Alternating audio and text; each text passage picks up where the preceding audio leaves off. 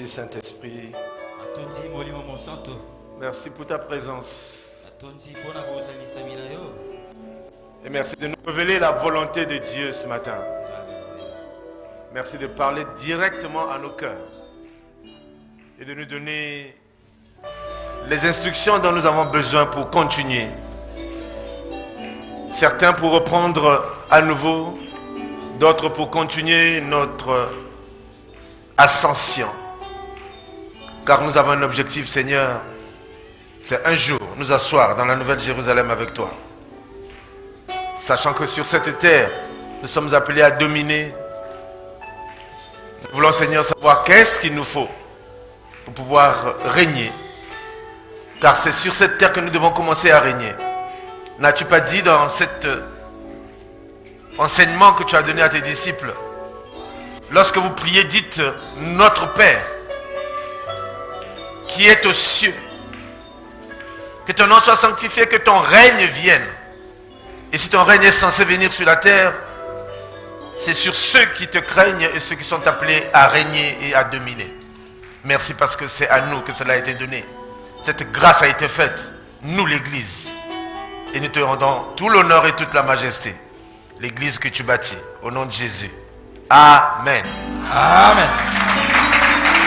Salut ton voisin avant de t'asseoir. Gloire à Dieu.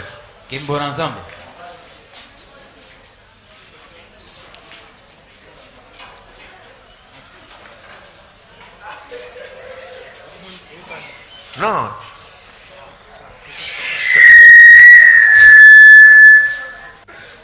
Tout à l'heure. Alléluia. Alléluia. Amen. Bien.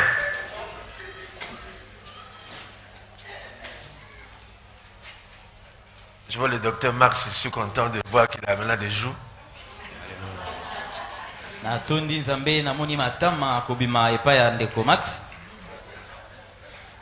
Vous ne pouvez pas vous imaginer ce que ça fait lorsque on a quitté chez soi et on est allé quelque part ailleurs.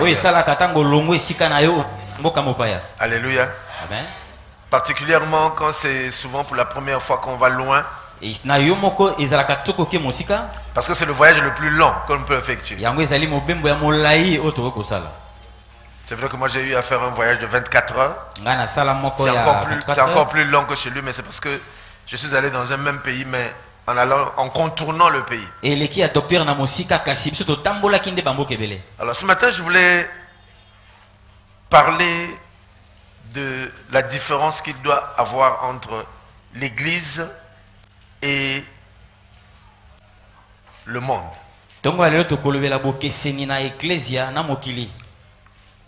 Je suis venu vous annoncer tout simplement, peut-être pas annoncer, rappeler que l'Église est censée faire la différence sur la terre.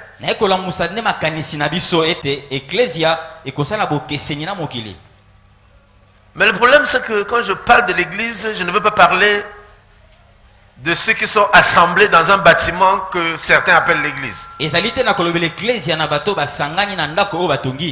Comme ici, nous ne sommes pas tous membres de l'Église du Seigneur. Je suis désolé.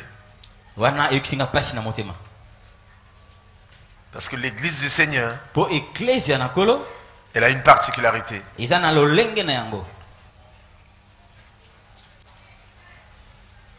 Elle est vainqueur. Elle est vainqueur. Amen. Amen.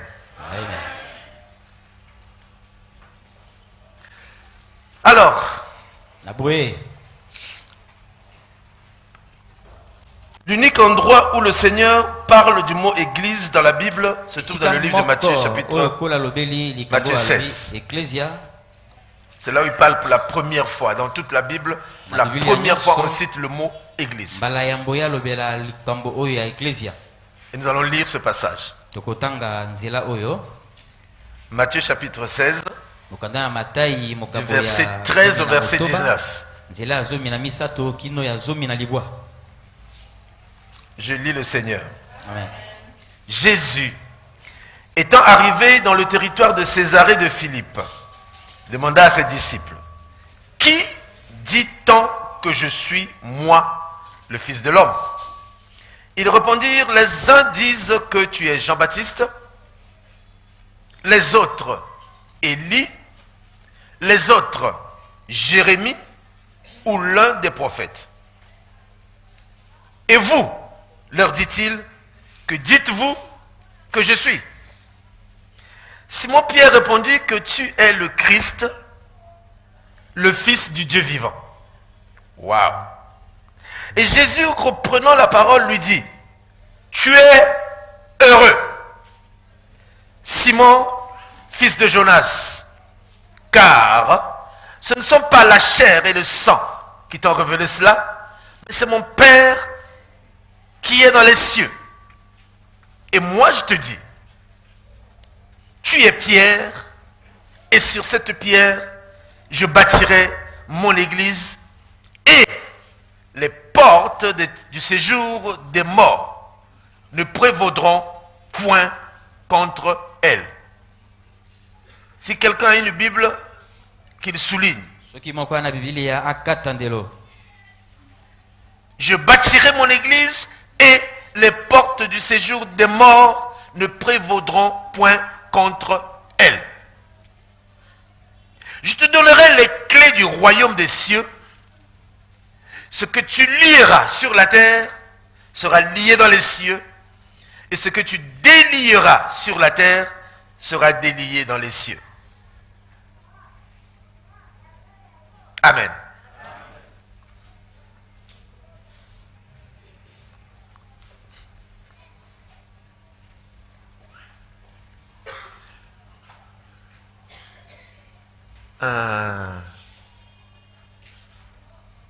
Berger, viens s'il te plaît. Prends notre micro là-bas. Bien. J'aimerais, toi tu as bâti une maison. J'aimerais que tu dises au peuple de Dieu, qu'est-ce que tu as fait pour que cette maison-là soit bâtie? Où tu as commencé jusqu'au jour où la maison est finie et tu es entré.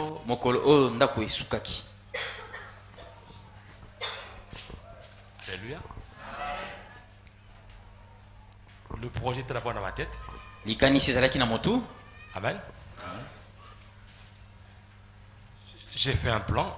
En fait, mon témoignage à cette maison, c'est que j'étais locataire pendant longtemps.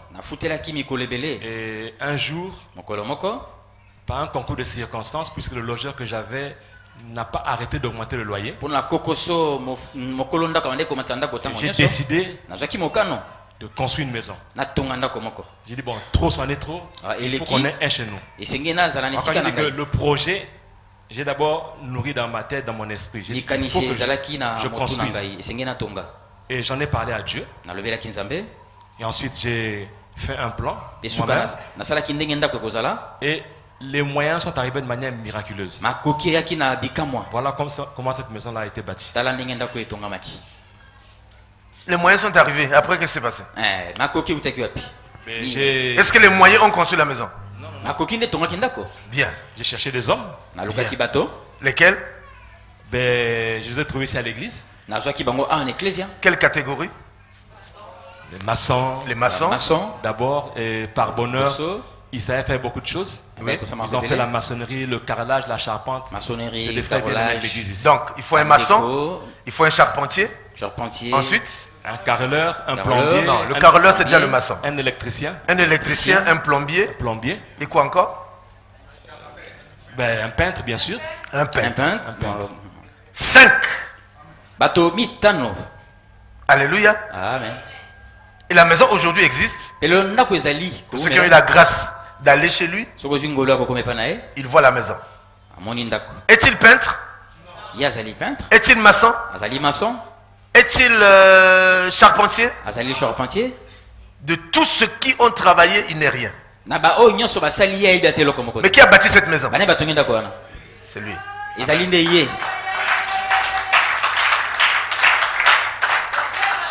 Amen. Amen. Merci berger. Attendu. Alors, je voulais vous dire une chose. Jésus dit, Yesu alobi, je bâtirai ma maison. nakotonga ndako na ngai. Il dit, je bâtirai ma maison. Nakotonga ndako. Comme lui, il a pris la décision, il dit, bon, trop c'est trop. Je veux bâtir ma maison. Jésus aussi a vu que trop c'est trop. Il y a trop de désordre sur la terre. Je veux bâtir quelque chose sur la terre que j'appellerai Église. Alléluia. Mais pour bâtir une église, il lui fallait, plutôt pour bâtir une maison, il nous faut premièrement un plan et le matériau. Ça, ce n'est pas le maçon qui l'amène. Ce n'est pas l'électricien qui l'amène. Ce n'est pas le plombier qui va l'amener. Mais c'est moi qui bâtis, qui trouve le plan, donc, et qui trouve les moyens pour m'acheter les matériaux. Et lorsque je dispose du matériau, j'appelle enfin les 5 ministères.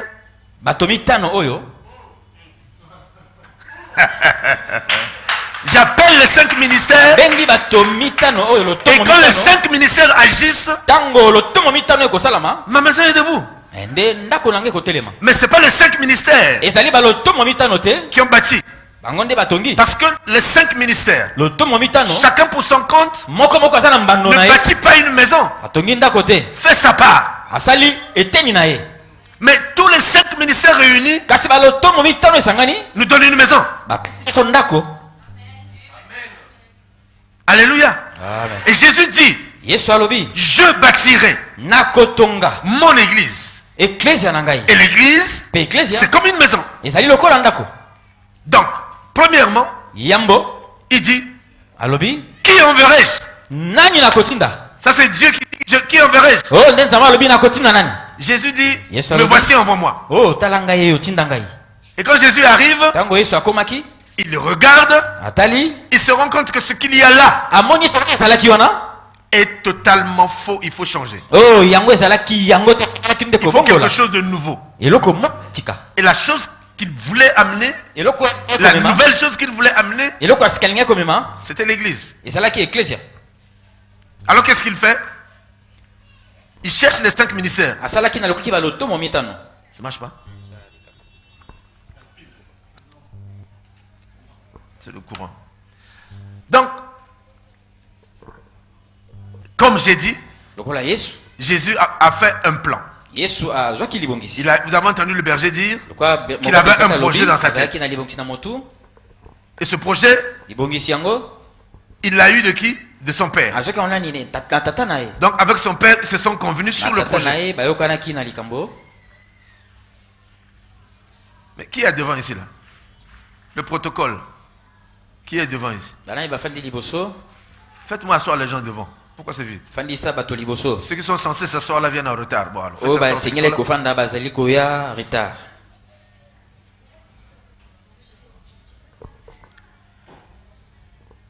le projet étant ficelé, le plan étant arrêté, il lui fallait les 5 ministères. Il lui fallait donc réunir les 5 ministères. Il a réuni 12 apôtres.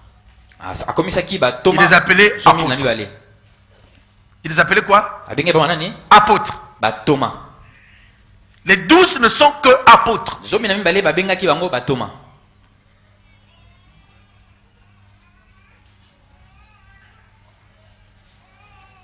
Or, quand on commence une maison, la première personne qui est utilisée, c'est le maçon.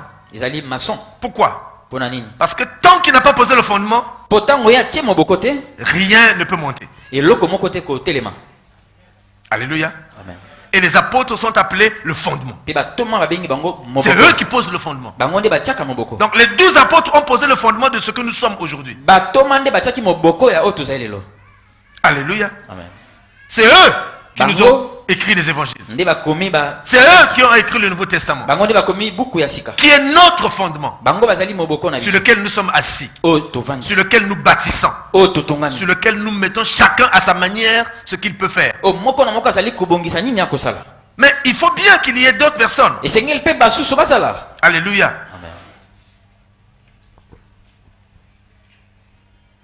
Les apôtres ont commencé le travail. Ensuite, sont arrivés d'autres. Ceux qui devaient monter les murs. Alléluia. Amen. Et la Bible dit que Jésus dit: je suis la pierre angulaire. Je suis quoi? La pierre angulaire, c'est-à-dire la pierre du coin, la pierre principale, la première pierre qui est posée dans le fondement. Jésus. Le reste vient après. Chacune des pierres vient s'ajouter pour monter. Mais la première qui est posée, c'est Jésus. Mais la pierre fait partie du matériau. Vous me suivez? Amen. La pierre fait partie du matériau. Et pour notre cas, en ce qui concerne l'église, le matériau, puisque la première pierre, j'ai dit que c'est Jésus.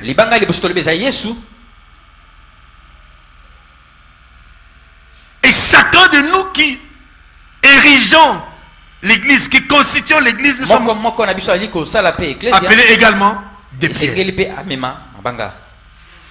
qui sont posées les unes sur les autres pour avoir un mur. Sinon pour avoir les murs. Alléluia. Amen. Ensuite, on vient nous mettre un toit dessus pour protéger quoi? Les murs. Pour protéger quoi? Les pierres. Et qui sont les pierres? C'est toi, c'est toi, c'est moi. Mais ce matériau qui est appelé pierre, ou plutôt, je repars à la première pierre, la principale. Quand Jésus bâtit son église, il dit: je suis la pierre fondamentale. Oh, nous regardons dans les Écritures, nous voyons que Jésus le dit dans le livre de Jean, chapitre 8. Chapitre 14, pardon. 8. 14, 8. Attendez, je vais voir. Je ne sais pas si... Il ne faut pas que je me trompe.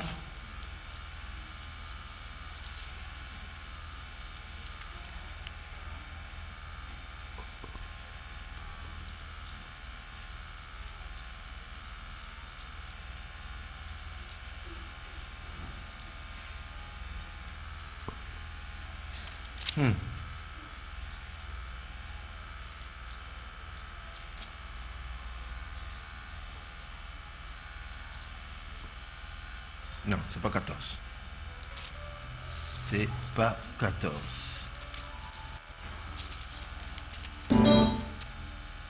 Donc, voilà.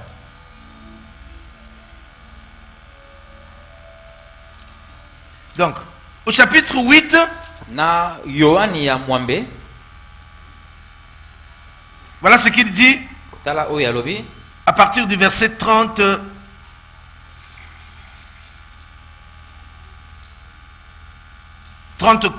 Bon, prenons directement.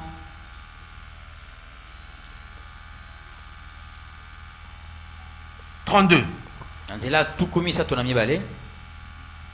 Il dit: vous connaîtrez la vérité et la vérité vous affranchira. Ensuite, verset 34, il dit: en vérité, je vous le dis, quiconque se livre au péché est esclave du péché. Or, l'esclave ne demeure pas toujours dans la maison, le Fils y demeure. Mais si donc le Fils vous affranchit, vous êtes réellement libre. Il a dit: si le Fils vous affranchit, vous êtes réellement libre. Voilà ce que je voulais dire par ici, par ce passage. C'est qu'aucune pierre aucune brique qui vient dans le bâtiment.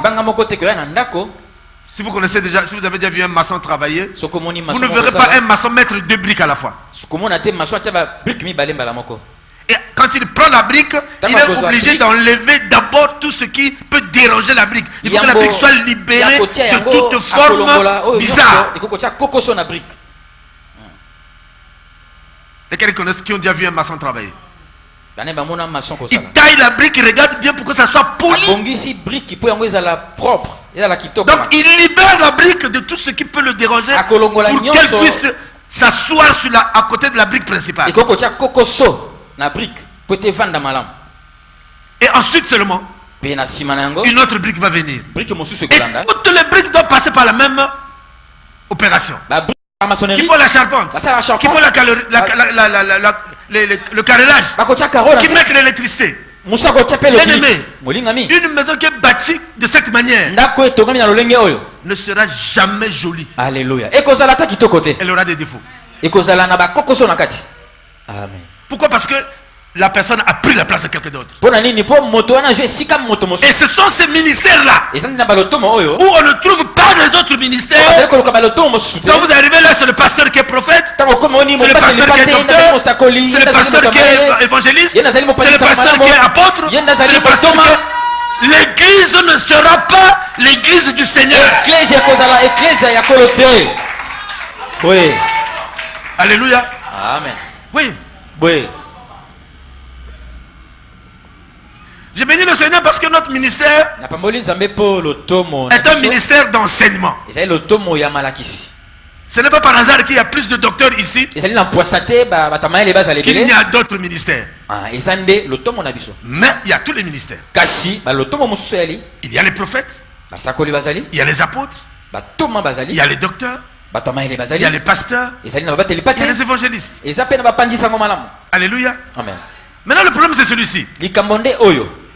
Pour que le chandelier d'or soit l'église que le Seigneur bâtit, il faut que chaque ministère fasse ce qu'il est censé faire. Alléluia. L'évangéliste est censé aller prendre les âmes, les amener à l'église.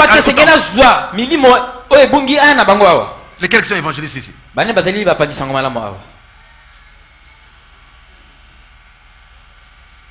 faut faire votre ministère. Richard, un évangéliste, normalement, tous les jours, il gagne une âme. Gagner les âmes, ce n'est pas le rôle du docteur. Parce qu'il ne peut pas s'asseoir, enseigner et aller gagner les âmes. En allant gagner les âmes, il fera mal le travail parce que ce n'est pas son rôle. Quand une église commence, Dieu fait grâce à celui qui commence l'œuvre de l'utiliser.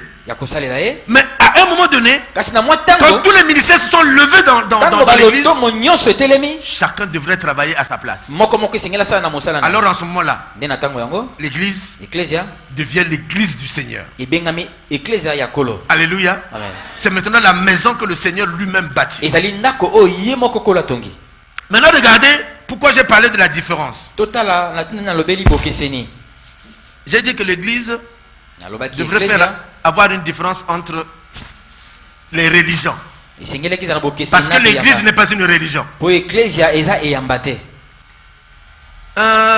J'aimerais que dans vos bouches, que vous ne sortiez pas le mot église pour appeler, pour citer Terinkyo.